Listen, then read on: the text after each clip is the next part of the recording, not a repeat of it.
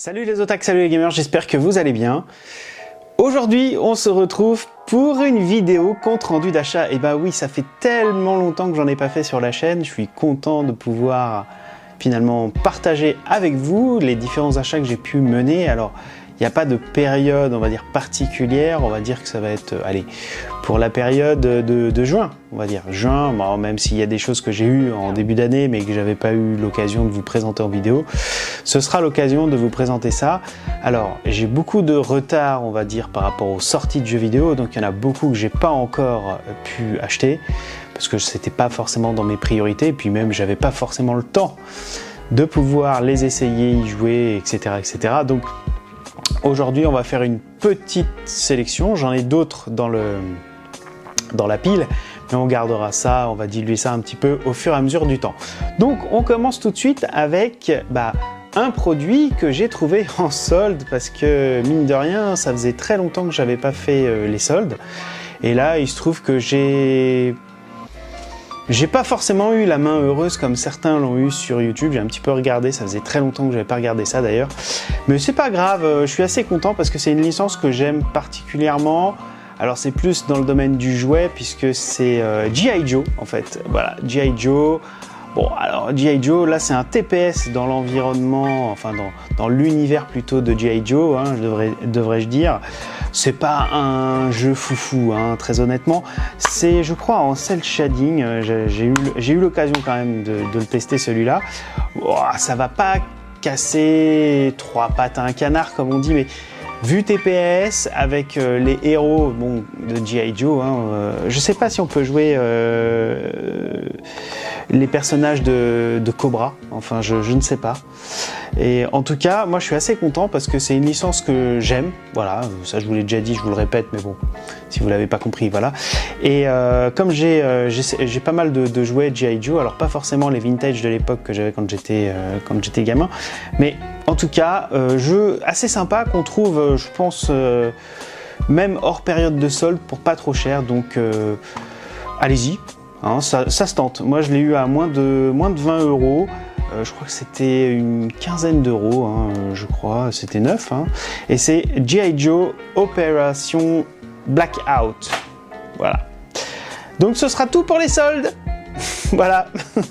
Parce qu'il n'y avait rien d'autre. Il n'y avait rien d'autre de vraiment intéressant à mon sens. Hein, ou alors, je les avais déjà, ou voilà, ou c'était trop cher. Donc j'ai laissé pour les autres, il n'y a pas de problème là-dessus. Je préfère laisser pour les autres plutôt que de pratiquer la revente sur les sites Vinted, Boncoin, etc. Alors, dans la sélection, dans cette vidéo, il va y avoir de la PS4, donc on vient de voir, il y a aussi de la PS5 et de la Switch. Alors je vous propose de continuer sur PS5 parce que j'avais un peu de retard. Et il est vrai que j'avais envie de voir un petit peu ce que ça donne, à savoir le dernier Resident Evil. Donc le Resident Evil Biohazard en VO. Donc le dernier Resident Evil Village. Alors très honnêtement, ça m'a un peu perturbé la vue du jeu, j'avais pas du tout l'habitude de ça. Est-ce que c'est la suite spirituelle du 4 ? Franchement, je me souviens plus assez bien du 4.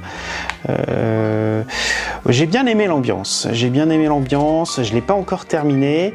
Je trouve que c'est graphiquement assez irrégulier pour un jeu PS5. On sent que le jeu il a été un petit peu fait sur l'ancienne génération et qu'ils n'avaient pas encore la nouvelle. Enfin, c'est pas. Il y a des passages qui sont magnifiques, mais il y en a d'autres où on se retrouverait presque, je dis bien presque, hein, sur de la PS3. Hein, donc, non pas que la PS3 c'était moche, mais en fait, ça donne cette impression d'irrégularité graphique dans le jeu. Et c'est ce que je trouve un petit peu dommage. Il y a des passages qui sont splendides, il y en a d'autres qui sont médiocres, à mon sens, hein, bien évidemment. Par contre, l'ambiance, elle est cool. Ça change véritablement, hein, ça casse un peu non pas le mythe, mais les habitudes qu'on avait, notamment sur les différents Resident Evil. Bon, évidemment, les indétrônables premier, deuxième, Code Veronica, etc. Resteront au Panthéon. Hein. Je dirais que la cassure se fait un petit peu comme avec je crois que c'était le 5 qui se passait en Afrique. Alors, pas dans le même style, hein, évidemment, mais on sent une petite rupture dans la continuité de cette licence. Mais je dois avouer que, bon, là, je l'ai pris version PS5, j'aurais peut-être dû prendre version PS4, quoique non, c'était le même prix. C'est dommage, c'est dommage. Peut-être que on est déjà au 8, peut-être que le 9 déjà, ça commence à faire beaucoup, hein. C'est comme les Fast and Furious bientôt, les Resident Evil, enfin, les licences qui datent finalement des premières consoles 32 bits, les PlayStation et compagnie. Ça fait bizarre, ça fait bizarre. Autre jeu, alors là par contre c'est une exclusivité donc PlayStation 5, c'est Returnal. Alors ça, ce jeu là, franchement, j'en avais entendu parler, c'est chaud, c'est chaud, c'est vraiment difficile, c'est punitif, mais qu'est-ce que c'est sympa. Ça m'a beaucoup fait penser au Die and Retry de Demon's Souls, en peut-être un petit peu plus dur encore. J'ai eu cette impression-là quand j'y ai joué. Alors je l'ai pas terminé encore. Je l'ai pas terminé. Je prends mon temps. Il y a d'ailleurs, j'ai mis énormément de temps à comprendre en fait les systèmes d'enchaînement de combos pour être plus puissant, pour arriver directement devant le boss avec un peu plus de puissance. Le jeu est franchement magnifique. Au début, j'avais pas compris cette histoire de on arrive, on se crache et puis après on revient et puis on revient et puis après j'ai compris. Ah oui, d'accord, ok. C'est comment dire, c'est vraiment impressionnant. Visuellement, je trouve ça assez bluffant, hein, pour certaines parties. Alors le premier niveau, évidemment, comme c'est un roguelike, c'est assez perturbant parce que c'est le premier que je fais dans le genre avec une vue donc TPS en 3D magnifique et tout, ça perturbe beaucoup et puis au bout d'un moment on commence à un peu prendre ses habitudes et en fait c'est bluffant. Je trouve ce jeu-là vraiment bluffant. Pour le moment, ça fait partie des meilleures exclusivités sur PlayStation 5 avec le Demon's Souls bien évidemment. Pour le moment, il n'y a pas beaucoup de jeux sur PlayStation 5, donc en même temps, c'est pas très dur d'être dans le top 5, voire dans le top 3, mais je trouve que c'est vraiment un jeu à posséder. Après, c'est vrai que c'est assez difficile, si ce n'est très difficile, donc ça peut vite devenir énervant. Voilà. Pour certains joueurs, je peux tout à fait comprendre que ce soit pas forcément un moment de détente ce jeu-là. Moi, j'ai beaucoup apprécié, j'apprécie encore d'ailleurs puisque je ne l'ai pas terminé. Je pense que je vais prendre mon temps pour y revenir. Je vais me faire je vais tenter un niveau de temps en temps, parce qu'il est vrai qu'au bout d'un moment, à force de mourir, ça commence à picoter, ça picote. Voilà. Ce sera tout pour la PlayStation 4 et la PlayStation 5. Je dis, il n'y a pas beaucoup de choses puisqu'il y en a plein que j'ai ou qui sont précommandés ou qui sont même pas déballés, ils sont encore dans des cartons. Donc je préfère prendre mon temps pour vous présenter ça un peu plus en détail et puis faire peut-être un petit peu plus de vidéos. Sinon, je ferai une vidéo qui durerait 4 heures. Bon, j'exagère un petit peu, mais ça serait beaucoup trop long. Voilà. Donc, on va passer sur la Switch. Alors, sur la Switch, on va commencer par ce jeu-là qui m'a toujours fait rêver sur Mega Drive. Il s'agit du Wonder Boy Asha in Monster World. Voilà. Donc, ce jeu-là, moi, je sais pas pourquoi, mais la jaquette, alors malheureusement, il n'y a rien dedans, hein, et pas de jaquette réversible parce que le jeu aurait finalement pu proposer une jaquette réversible, d'autant qu'il présente la version originale et la version, on va dire, remasterisée avec des graphismes au bout du jour. Je dois avouer que ce jeu-là m'a toujours fait envie sur Mega Drive. Pourquoi ? Pour sa jaquette en fait. Je la trouvais tellement classe, tellement sympa sa petite jaquette sur Mega Drive. Et je dois avouer qu'il y a des jeux comme ça qui me font envie, et visuellement je me dis ah, je vais pas forcément accrocher. Et ben là c'était typiquement l'occasion pour moi de me le prendre. Alors c'est un gameplay à l'ancienne, hein, un platformer, mais c'est vraiment très sympathique. Je l'ai pas encore terminé. J'avance petit à petit entre deux parties de Returnal et d'autres jeux aussi que j'ai en cours. Mais je dois avouer que il y a un petit charme avec ce jeu-là.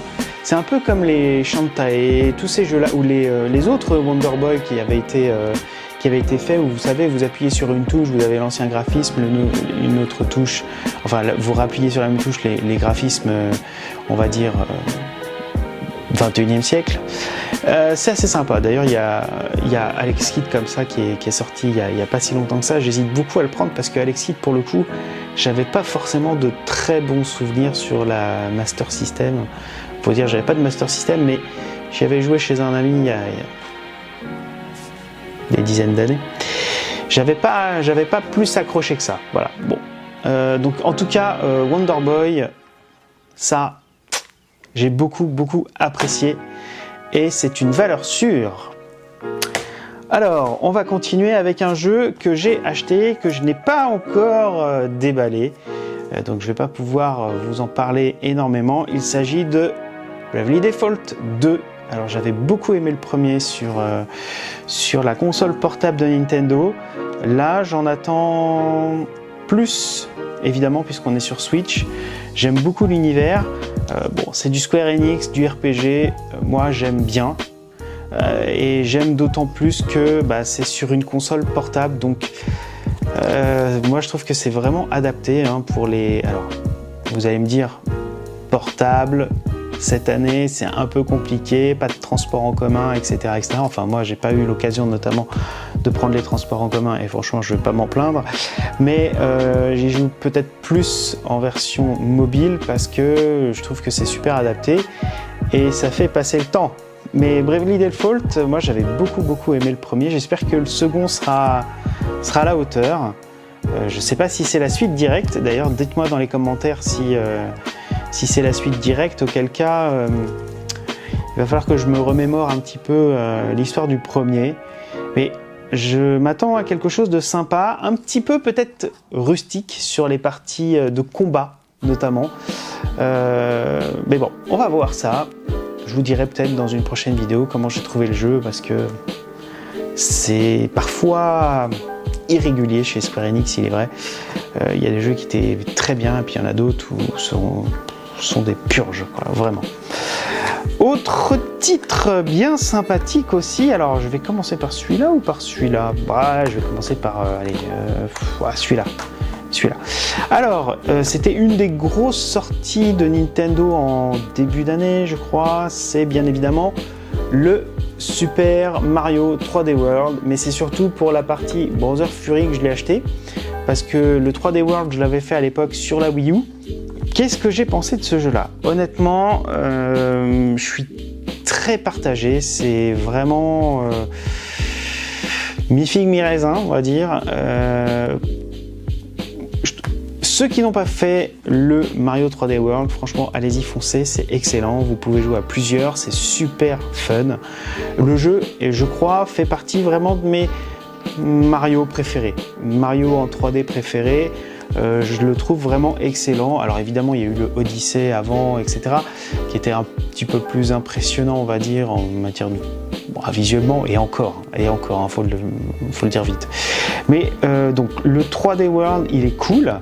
Puis je m'étais dit, tiens, Bowser Fury, qu'est-ce que c'est? Ça peut être sympa, une nouveauté. Là où c'est décevant, je trouve que c'est que la durée de vie, elle est faiblarde, quoi. C'est vraiment faiblard. C'est vraiment le petit add-on qui est le prétexte à faire vendre de nouveaux jeux. Donc j'ai trouvé ça un petit peu abusé. Bon, après avec Nintendo, on commence à avoir l'habitude, même si bon, je reste un mouton, on va dire. Je reste un mouton. Je continue d'acheter parce que j'aime bien, et je dois avouer que le Super Mario 3D World, je l'ai acheté pour pouvoir y jouer à plusieurs sur la Switch. Donc ça aussi, ça ça apporte finalement de la valeur ajoutée. Mais bon, si vous l'avez déjà fait sur Wii U, je pense que vous savez exactement à quoi vous en tenir. Si vous ne l'avez pas fait, franchement, foncez. Foncez, c'est un super titre, c'est une belle combo. Après, Bowser Fury, je ne sais pas s'il est sorti uniquement en boîte ou s'il est sorti aussi en DLC. Ça m'étonnerait puisque ce n'était sorti que sur Wii U, donc ça m'étonnerait qu'il sorte que le DLC sur la Switch, tout du moins en standalone. Je pense pas, j'ai pas regardé, je vais rarement sur l'eShop Nintendo. Bon, en tout cas, visuellement, ça tient la route. À plusieurs, c'est très très fun et c'était la raison pour laquelle j'ai pris ce jeu-là. Donc je ne suis pas déçu pour autant. Autre jeu, et ce sera le dernier, parce qu'on va faire une petite vidéo aujourd'hui, je ne vais pas prendre trop de votre temps. Il s'agit de Hades. Hades que je n'avais pas pris et j'avais bien fait de ne pas le prendre en démat. Il est finalement sorti en boîte. Et quel jeu! Quel jeu! Alors, est-ce qu'il y a... Oui, c'est ça que je voulais vous montrer. Quel jeu? Alors ça, je l'ai pris parce que Diablo-like. Diablo-like, donc pas de jaquette réversible, mais il y a une vraie petite notice. Voilà, où là, vous avez finalement des petits artworks, voilà, avec les personnages, avec beaucoup de personnages en fait. Ce sont les dieux, hein, Hadès, mythologie grecque. C'est un thème que j'aime particulièrement, voilà, donc Hadès, etc. Et donc cette ambiance Diablo 3, hein, Diablo 3, Diablo 2, en fait Diablo-like tout simplement, j'aime beaucoup parce que c'est un gameplay qui me parle, c'est un gameplay que j'aime particulièrement, je le trouve efficace. Le jeu est nerveux, exigeant et en même temps on prend du plaisir, on fait du level up, on augmente son équipement et visuellement je trouve que c'est vraiment, on va dire, pas hors norme, mais il y a une petite touche qui fait qu'on a rarement vu ça sur un Diablo-like et c'est ce qui m'a séduit en fait dans ce jeu-là, entre autres. Un peu ambiance anime, cel shadé, vous voyez. Et c'est très coloré et c'est aussi parfois bien exigeant, bien nerveux. Donc en tout cas, Hades, une bonne surprise. Très bonne surprise même. Je crois d'ailleurs que ce jeu-là est porté maintenant sur les autres consoles, PlayStation, Xbox. J'ai pas trop suivi sur ces autres supports-là. En tout cas, vraiment une bonne petite surprise ce Hades et j'étais très content de le voir sortir en boîte à un prix en plus vraiment pas excessif. Voilà. Bah écoutez, j'espère que cette petite vidéo rapide de compte rendu d'achat vous aura plu, vous aura peut-être fait découvrir ou pas des jeux. En tout cas, moi, ça m'a fait plaisir de partager mon avis avec vous. N'hésitez pas à réagir dans les commentaires, à me dire ce que vous avez acheté dans cette sélection ou ce que vous n'auriez pas acheté et pourquoi. Ça m'intéresse toujours de pouvoir croiser vos avis avec les miens et c'est ce qui fait la richesse finalement de YouTube, c'est le partage. Voilà. Écoutez, je vous dis à très bientôt pour une prochaine vidéo. Jouez bien. Bye bye!